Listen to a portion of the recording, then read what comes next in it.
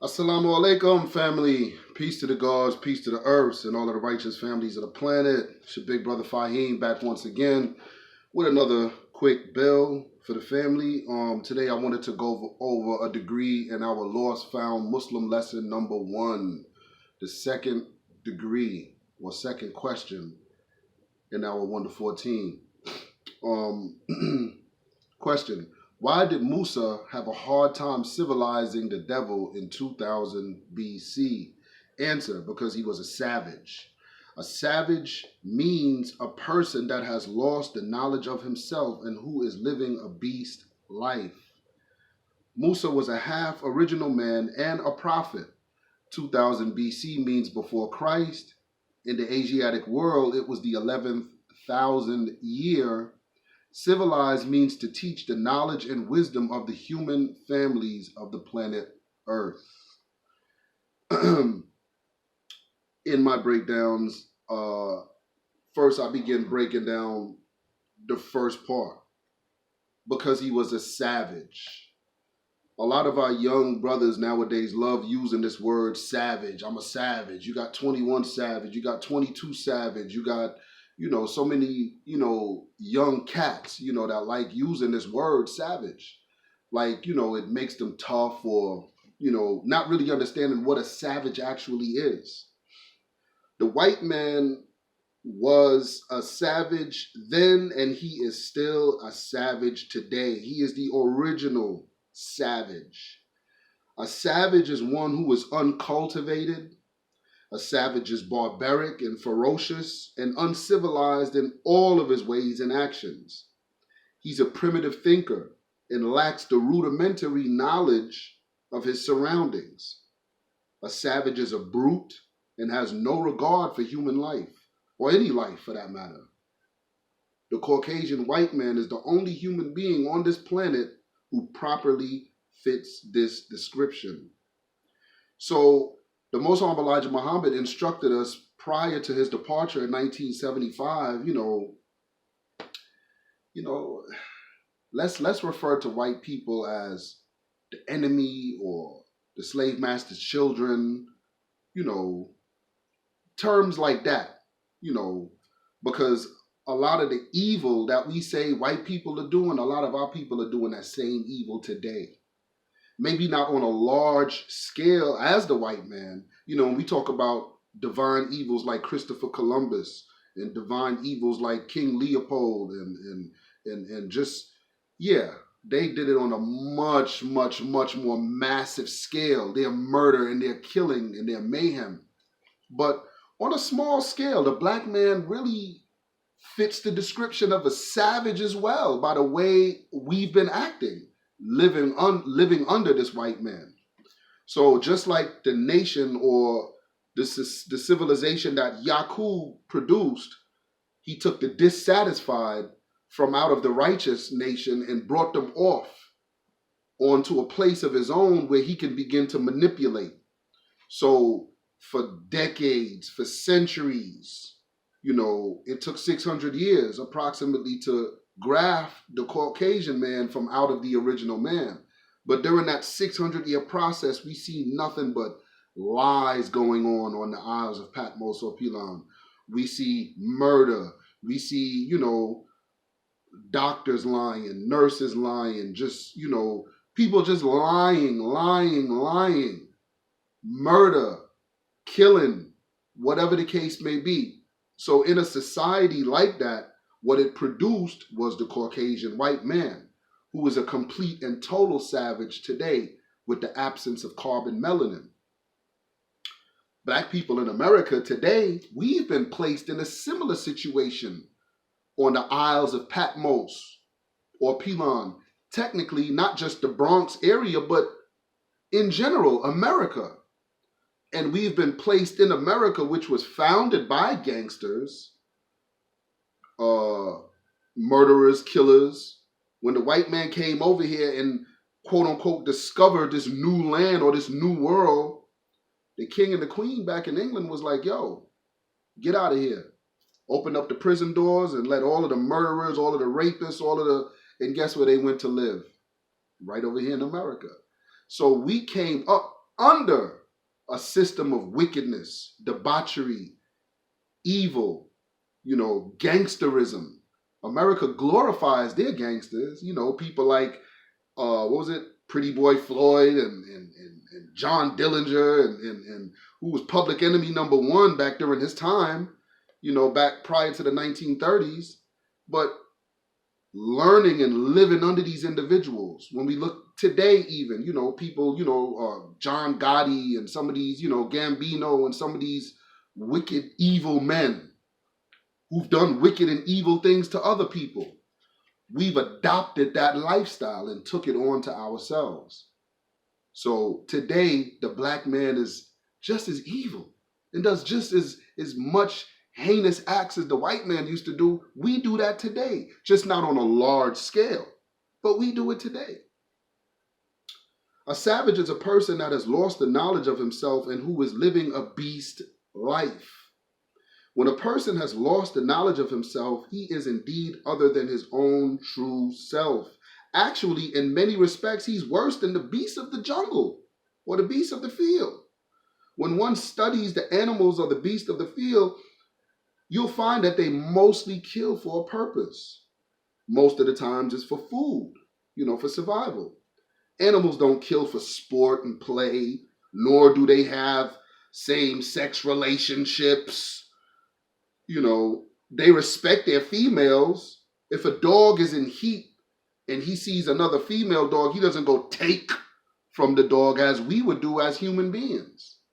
So in many respects, animals are more civil or civilized than actual human beings. No animal is a mass murderer or a serial killer. Animals may kill oftentimes to be, to flee a certain situation, to run and go seek refuge. They may have to kill to get away, but other than that, animals don't kill and have a bloodlust as humans do. If you see two dogs could be fighting, or two animals or whatever, and a dog grab onto the other dog, and before he kills him, a lot of times if the other animal stops fighting, the dog will let go. He won't kill him, take his life, but it's just to let him know, hey, I'm boss here. You gonna tap out, or you know what I'm saying? And the dog lets him go. But as human beings, we have no compassion. Sometimes I watch these ignorant videos they post on Facebook or social media, and you see two guys fighting or two kids fighting, and one kid gets knocked down or falls to the floor, and the other kid is just still pounding on him. Like, the kid could be unconscious, they still hitting him. And like, who does that? What type of beast type of mentality or lifestyle are we living? 10 or 15 dudes jump on another dude and stomp his head into the cement and kill him, or make him go brain dead, or female for that matter. Look at what we've become under this Caucasian man's rule. Musa was a half original man and a prophet. Musa, the correct spelling, by the way, is M-U-S-A, from the transliteration Moses, in the Arabic language. In our lessons, we see M-O-S-S-A, Mossa. I remember when I first got my lessons, my degrees, I was like, Mossa. I don't say Musa. Why people say Musa? They say Mossa. But it could be either misprint, or it could be, either the messenger himself probably may have pronounced it in that way. We know that the Most Honorable Elijah Muhammad, that was one of the things he wasn't proficient in, and that was Arabic. So what he learned from Master Fard Muhammad, who was an Arab, he taught him what he knew, and the messenger, tried to pronounce it and, the best he could.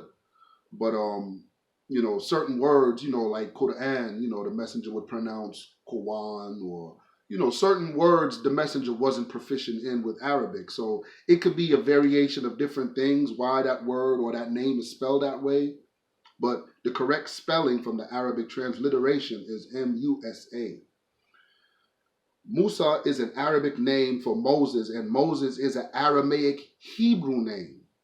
Both Hebrew and Aramaic are Semitic languages spoken by the original nations of the planet.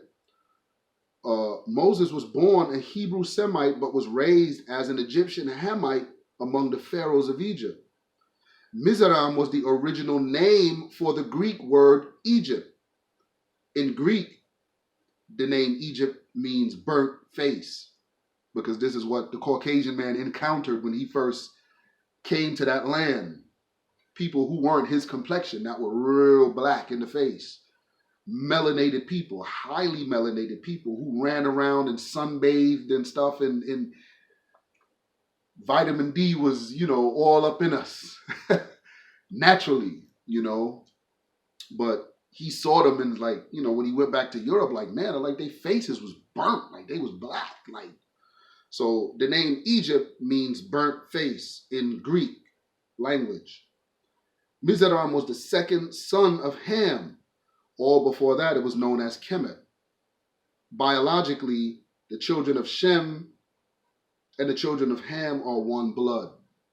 So it was called Kemet even back, as we go back further into time. And then even before Kemet, some scholars, I've read certain books, are Tamaraean, or Tamaray was another name for ancient Egypt. So it had many names over the course of its, time. Spiritually, the two were very much different from each other, the Hamite and the Shemites. Spiritually, the Hebrew was a Jew, or a descendant from the line of Judah. The Hebrew Israelite was the chosen of God and his original people. The Egyptians had become a strange people unto God because of false worship, idolatry, the love of magic and enchantment, which is a false science, and it is very unmathematical. The Pharaoh had placed himself as a god beside Allah, the one true and living God, and made the children of Israel worship him. God raised up Moses, according to the Bible, to be a prophet and a warner to the rulers of that time. The true and forgotten history of Moses was taught by the Most Honorable Elijah Muhammad, was his travel up into the Caucasus mountain region to free the savage white race from their barbaric caveman mentality. So the story we read about Moses in the Bible, as the Most Honorable Elijah Muhammad taught us, 75% of what we read in the scriptures is prophetic. It didn't happen when you read it didn't happen back then. It's telling you a story about something that is going to happen during your time in the last days. Moses, what we read about him, only 25% is accurate historical information. There was a man named Moses or Musa, just like there was a man named Jesus or Yeshua ben Yosef or Isa alayhi salam. There were men. These were actual individuals.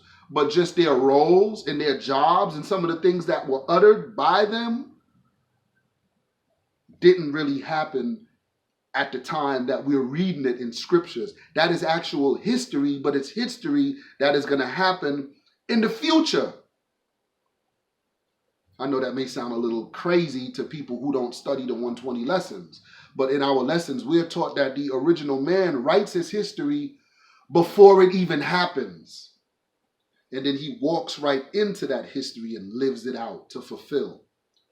So Musa or Moses' job wasn't going that away into the land of Egypt or Mizraim or Kemet.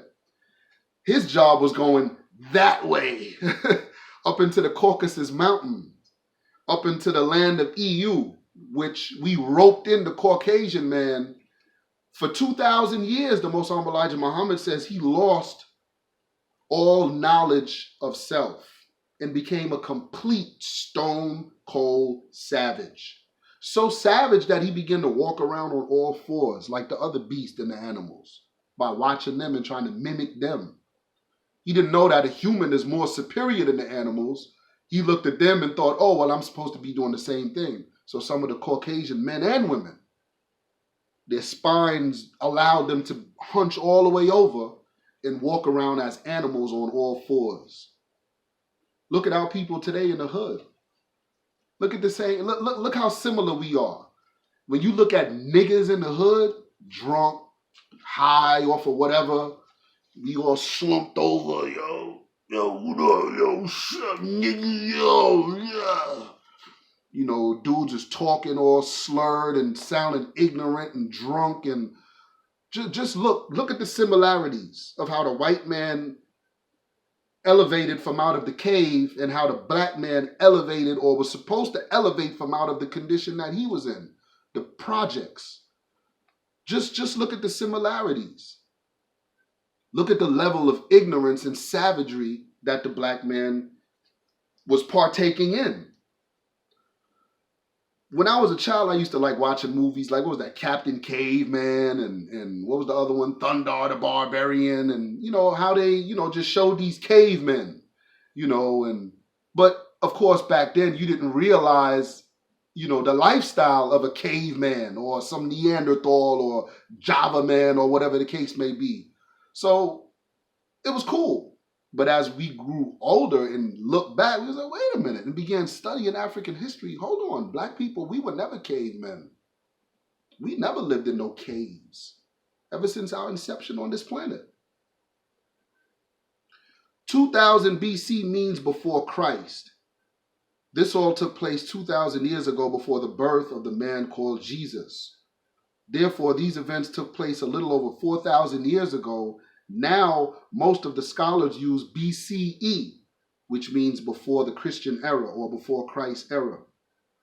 In the Asiatic world, it was the 11,000 year.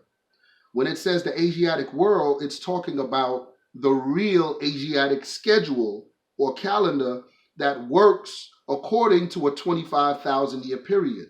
That's the true universal calendar of Allah God himself.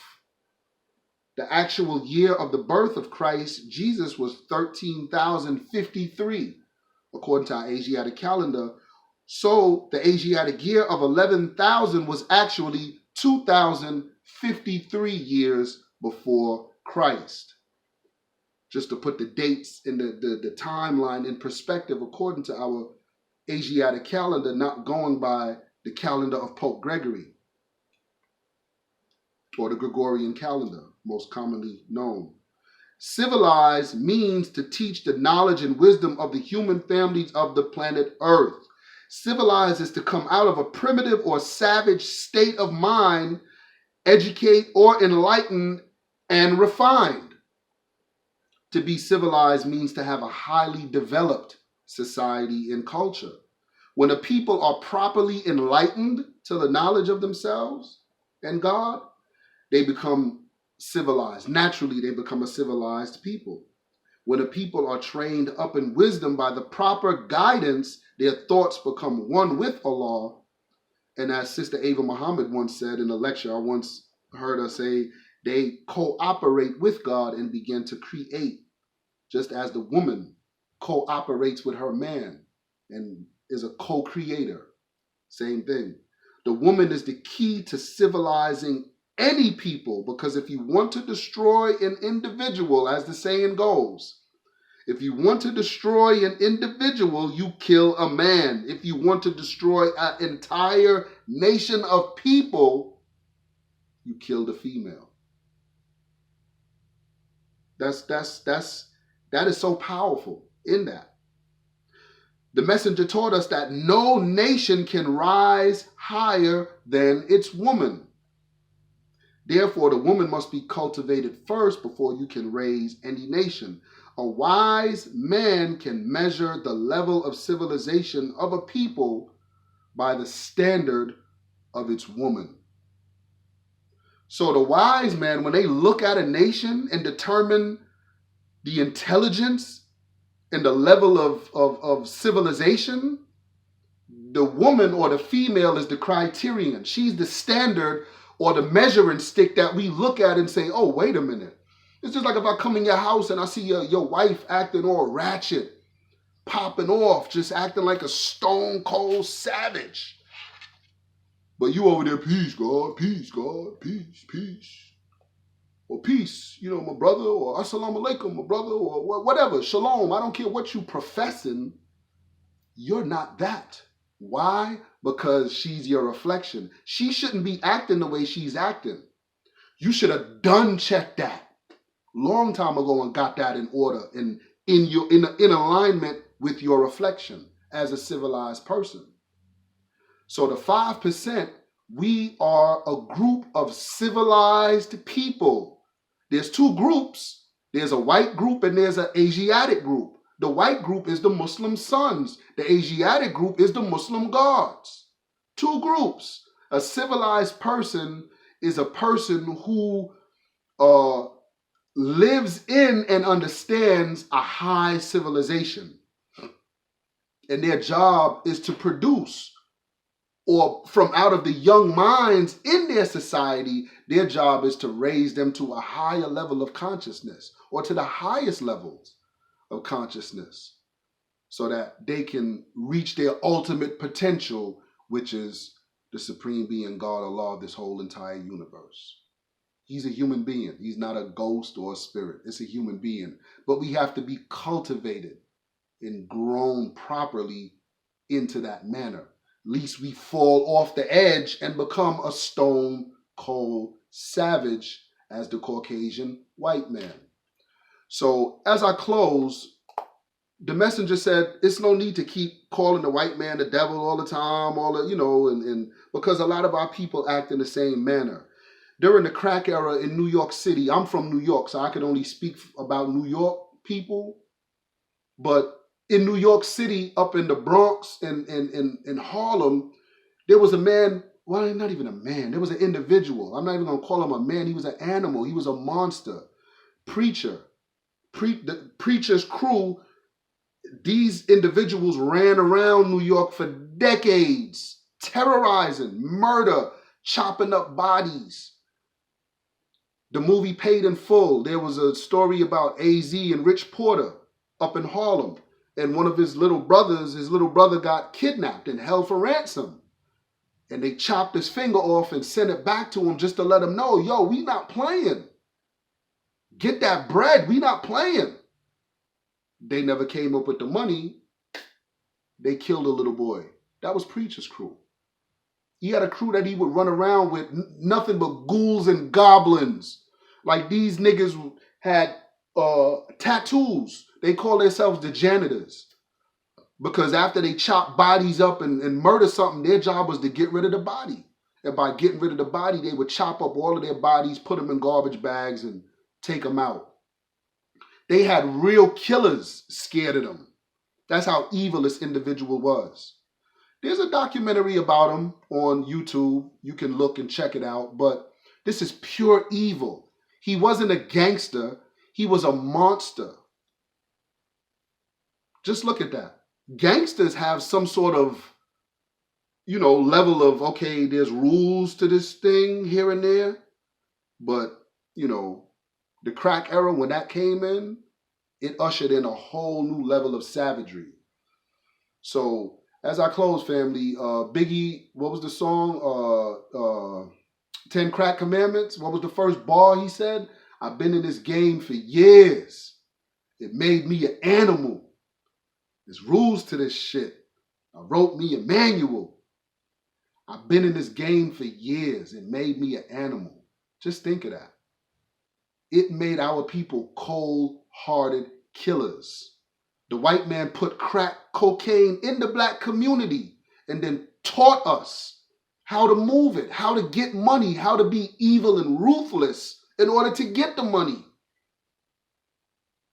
So when he put movies like Scarface out and stuff, well, Scarface had a weakness because Scarface ain't want to kill the little boy in that scene, remember? But during the 80s and 90s era in New York, some of the people that I knew and I grew up around, man, that kid would have got it. That kid would have got his brains blown up with everybody else because they had no regard for human life. So, inshallah, family, stay on your degrees, stay studying. As the Christians say, stay prayed up. We, as 5%ers, we say stay studied up. You know what I'm saying? So that you can show and prove your greatness as a supreme being, God. So with that being said, family, I leave you as I came in the greeting words of peace. We say it in the Arabic language. Assalamu alaikum. Peace to the gods, peace to the earths, and all of the righteous families of the planet. Peace.